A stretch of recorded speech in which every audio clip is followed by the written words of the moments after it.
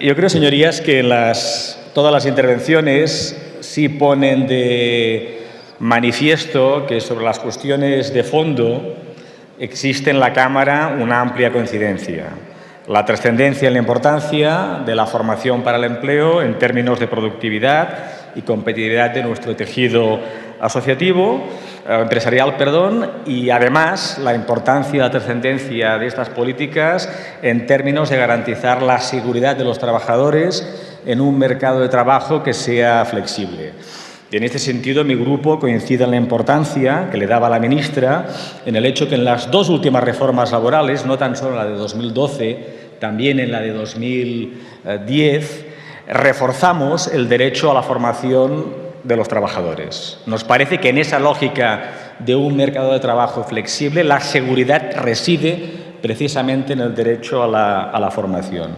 Y yo, además, añadiría a los diagnósticos que hasta ahora han realizado dos que hasta ahora no han aparecido con toda la contundencia que sería necesario. Una, el escenario a medio plazo provocado por la revolución tecnológica en la que estamos instalados ya como sociedades y como economías, que van a hacer a desaparecer actividades económicas y profesiones y que al mismo tiempo van a hacer emerger nuevos sectores, nuevas actividades y nuevas profesiones. Y que ese cambio tecnológico, para muchos trabajadores con insuficientes niveles de formación, les puede excluir de oportunidades en el mercado de trabajo. Y que hacer frente a la revolución tecnológica exige un masivo esfuerzo en materia de formación. Y ahí es bueno que nos leamos todos algunos de los estudios del MIT, de Harvard, The Economist ha dedicado un par de números a esta cuestión sobre la trascendencia que tiene ese cambio tecnológico para nuestras economías y nuestras sociedades, que, insisto, da valor a las políticas de formación. Y segunda cuestión, cuando uno analiza cuál es la realidad de nuestro desempleo,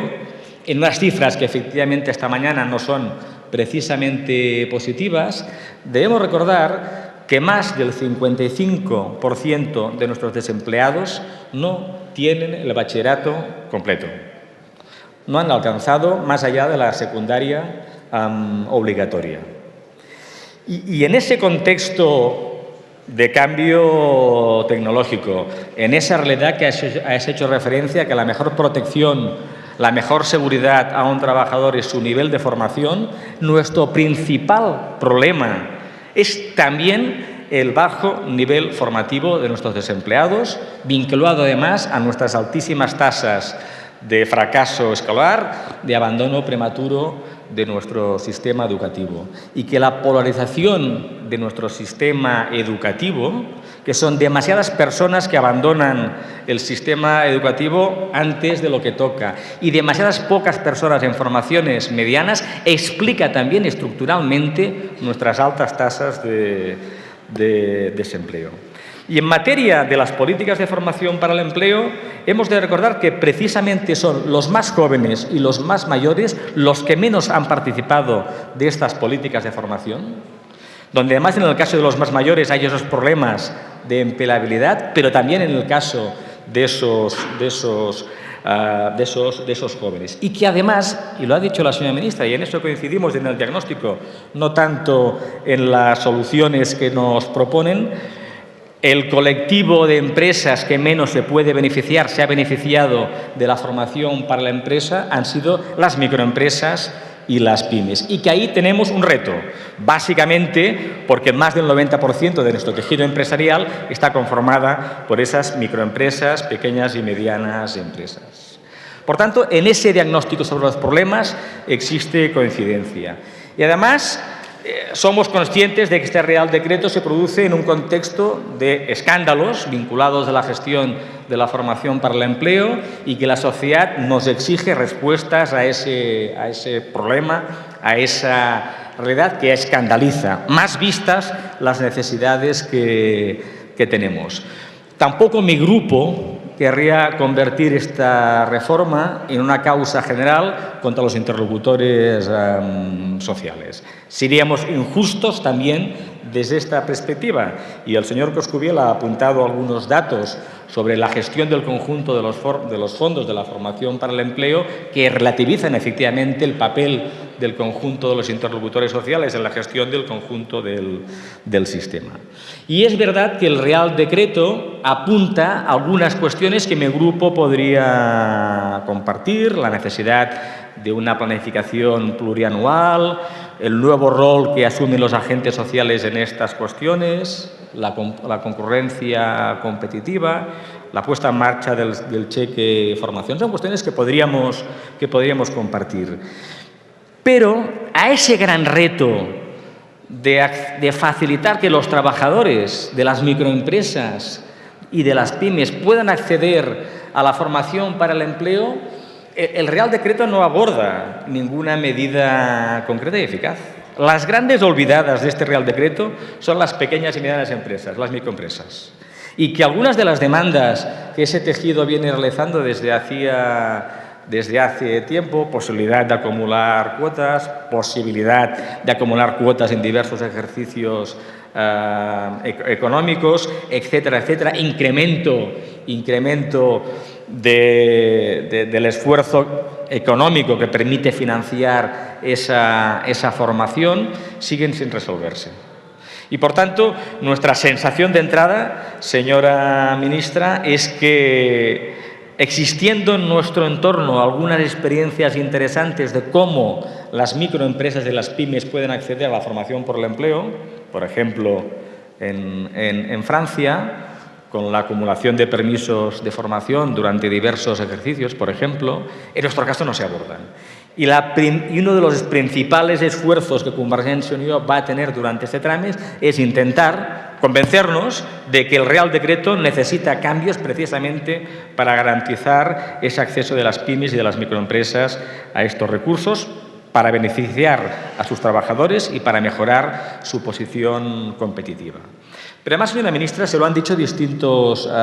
portavoces, el Real Decreto Ley supone, en una materia donde la jurisprudencia del Tribunal Constitucional es abundante y donde la batalla política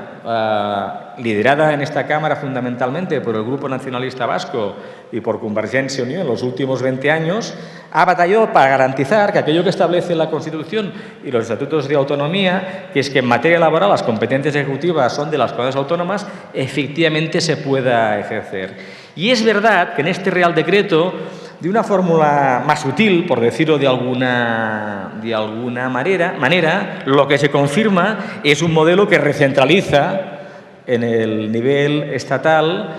el diseño y la gestión de estas políticas. Porque al final, aquello a que nos reducen a las comunidades autónomas y a los interlocutores sociales de estas comunidades autónomas es a gestionar el modelo que se define por parte del Estado. Y a un modelo que se define a un nivel de detalle tan específico que el margen que deja para el desarrollo de un propio modelo de formación para el empleo es muy escaso. Y todo ello en un Real Decreto que tiene pendiente aún un desarrollo reglamentario, donde, por tanto, el margen de actuación que va a dejar a las comunidades autónomas va a ser todavía menor. Y ahí le he de recordar, porque quizás aún no tienen la sensación que en el Gobierno el Estatuto de Autonomía de Cataluña no se lo han leído, que es el artículo 100, vigente, Estatuto de Autonomía, ley orgánica aprobada por estas Cortes Generales, ¿no? El 171.1b, que establece la obligación de la necesidad de la participación del Gobierno de la Generalitat en todos los planes de carácter supraautonómico. Y que, por tanto, en todos esos mecanismos de coordinación del diseño institucional que se establecen en este Real Decreto, no pueden ustedes equiparar el papel que tienen las comunidades autónomas al papel que tengan los interlocutores sociales. Al menos en el caso de Cataluña eso no es posible. O incluso algunos avances que habíamos conseguido en los últimos tiempos, como por ejemplo en el control y el seguimiento de las bonificaciones, este Real Decreto nos hace retroceder a posiciones previas a principios de los años 2000. Y eso, señora ministra, nos lleva a tener que votar en términos políticos no a este Real Decreto, esperando que en el trámite parlamentario sean capaces de esa oferta de diálogo, concretarla en estas dos cuestiones, en microempresas y en pymes, y en el respeto al marco competencial, en mejoras que nos permitan apoyar una política en la que coincidimos que es imprescindible que seamos capaces de avanzar para garantizar la seguridad de los trabajadores y la competitividad de nuestras empresas. Nada más y muchas gracias.